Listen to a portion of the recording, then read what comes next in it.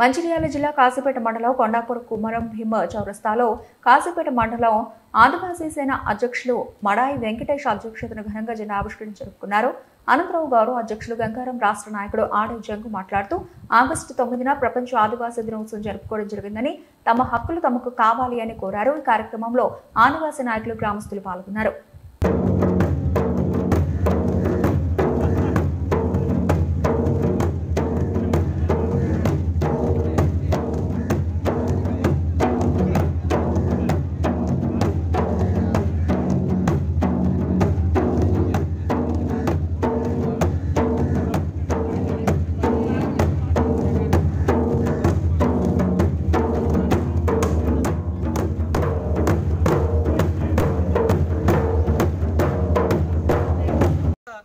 పొందుపరచడం జరిగింది. కానీ ఈరోజు ఆదివాసులను ప్రత్యేకంగా అడవుల నుంచి దూరం చేసే కుట్రలు నడుస్తున్నాయి.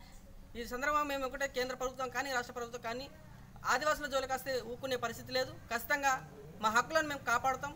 మీరు కాపాడకపోయినా మా హక్కులను మేము కాపాడతామని తెలియజేస్తూ మరి ఏదైతే నేను ఈ సందర్భంగా మా ఆదివాసీ సోదరులందరూ కూడా తెలియజేస్తున్నా. ఎందుకంటే మనకి ఈరోజు ప్రత్యేకమైన ఒక రోజు అనేది ఉన్నది. ఈ రోజులో కూడా మనం రాకపోతే, మన సమస్యలను మనం మాట్లాడకపోతే ఇంకా రానున్న కాలంలో మనం ఇబ్బంది పాలు అవుతాం. కాబట్టి ఖచ్చితంగా ఏదైనా సందర్భం వచ్చినప్పుడు మనం ఐక్యతగా ఉండవలసిన అవసరం ఉంటుంది.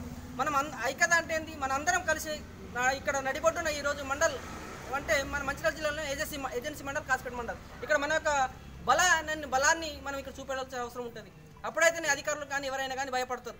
కానీ మనం ఇదే విధంగా ఉంటే కనుక రానున్న పరిస్థితులు ఇంకా దారుణంగా ఉంటాయి. కాబట్టి ఖచ్చితంగా రానున్న కాలంలోనే మనం అందరినీ గ్రామానికి వెళ్ళి చైతన్యం చేసి ఈ యొక్క ఆదివాసీ దినోత్సవాన్ని పెద్ద ఎత్తునగా విజయవంతం చేద్దామనేసి సందర్భంగా తెలియజేస్తున్నాను. జై ఆదివాసీ.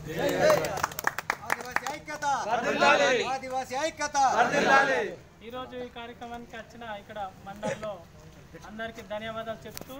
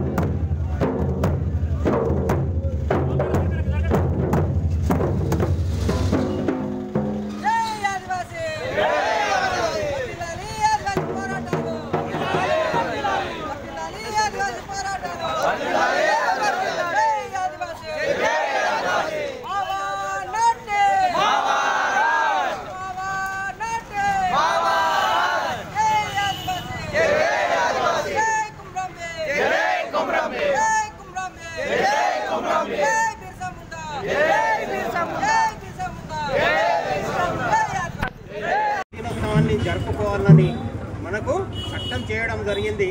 దానివల్ల మనం ప్రతి గ్రామంలో, తర్వాత ప్రతి మండల స్థాయిలో, జిల్లా స్థాయిలో కూడా మన ఆదివాసీ దినోత్సవాన్ని జరుపుకోవాలని, తప్పకుండా మనం అందరం అందులో పాల్గొనాలని, మరి ఇంతమంది ఇక్కడ చేసినటువంటి ఈ ప్రోగ్రాంలో ఇంకా కొంతమంది ఉంటే బాగుంటుందని నా అభిప్రాయం.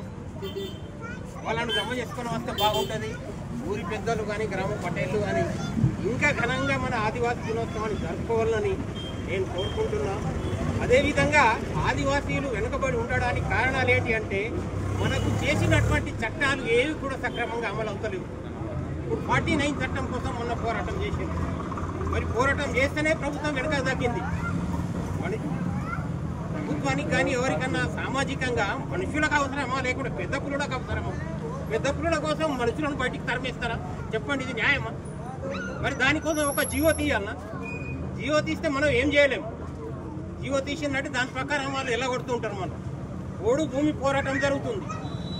ఓడు భూమిలో ఆదివాసులు ఉండితే మరి వాళ్ళకి పట్టాలు ఇస్తామని ఒక ప్రభుత్వం చెప్తుంది, ఇంకో ప్రభుత్వం వచ్చిన తర్వాత వాళ్ళని ఎలా కొడతారు? ఫారెస్ట్ వాళ్ళు వచ్చి ఎలా కొడతారు? మరి వాళ్ళు ఎట్టుకోవాలి. ఆదివాసీలు ఎక్కడైతే నివసించిండ్రో ఇప్పుడు వాళ్ళని అక్కడి నుంచి వెళ్ళగొట్టుకుంటూ ఇట్లా వస్తున్నారు. సోమగూడెంలో ఉన్నటువంటి మన వాళ్ళు, అది ఆదివాసులు సోము అనే పేరు మీద అది సోమగూడెం నుంచి మెల్లగా తీసుకొచ్చి అక్కడ ఫ్యాక్టరీ పెట్టేసి మెల్లమెల్లగా వాళ్ళు ఇట్లా కాసిపెట్టి ఇట్లా ఇడిచిపెట్టి మెల్లమెల్లగా దేవపూర్ పోయి ఇప్పుడు దేవపూర్లో తీసుకొచ్చి పెట్టారు కుర్రాగూడ పై. ఇంకా కుర్రాగూడ కూడా ఇడిచిపెట్టి ఇంకా వెనకపోతారు కావచ్చు. మరి వాళ్ళు డెవలప్ కావాలంటే, వాళ్ళ డెవలప్మెంట్ అభివృద్ధి జరగాలంటే వాళ్ళు ఉద్యోగ అవకాశాలు, వాళ్ళకు విద్యావకాశాలు ఇవన్నీ కూడా ఉండాలి.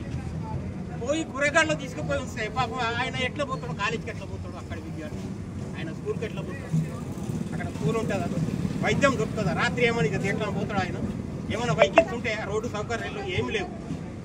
మరి ఇవన్నిటి కూడా చేయాలి. కానీ ఏంటిది, ఓట్ల కోసం మాత్రమే ప్రభుత్వం వచ్చి ఏదో ఇవన్నీ మనకు చెప్పిపోతున్నది. మనం తలలూస్తున్నాం, ఓట్లు వేస్తున్నాం, వాళ్ళని గెలిపిస్తున్నాం, మళ్ళీ మర్చిపోతున్నారు వాళ్ళు. మళ్ళీ వాళ్ళే జీవోలు తీసిన తర్వాత ఆ జీవోల కోసం మనమే ఫైట్ చేయాలి. ఒకవేళ కుమ్రం భీము ఫైట్ చేయకుంటే మనకి ఇవన్నీ వచ్చేటివా, రాకపోయి. ఎప్పుడైనా కానీ పోరాటం అనేది ఉండాలి. పోరాటం చేయాలంటే యూనిటీ ఉండాలి, ఐకమత్యం ఉండాలి, యూనిటీ. మనం అందరం ఒకటి అనేది ఉండాలి. యూనిటీ లేకుంటే మనం ఏం చేయలేము.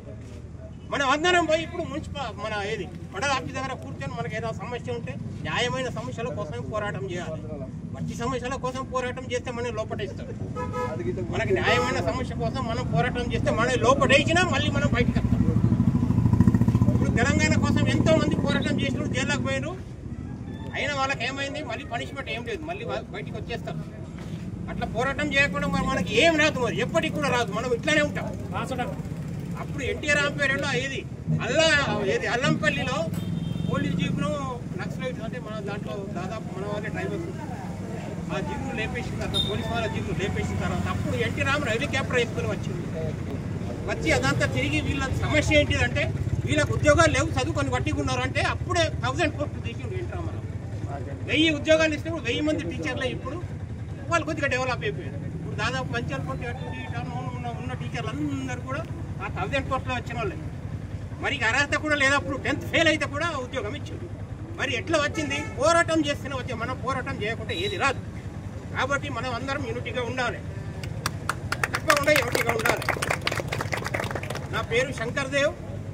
నేను సోషల్ వెల్ఫేర్ దాంట్లో ప్రిన్సిపాల్గా చేసి రిటైర్డ్ అయ్యాను. నాకు ఎన్ని రోజులు ఎక్కడ అవకాశం దొరకలేదు, నేను ఎక్కడికి రాలేదు ఎక్కువ శాతం. ఇప్పుడు నేను ఫ్రీగా ఉన్నా, మీరు ఎక్కడికి రమ్మంటే ఎక్కడికి వస్తాను, తప్పకుండా వస్తాను. ఓకే, మీకు అందరికీ నమస్కారాలు తెలుపుతూ ముగిస్తున్నాను. Thank you.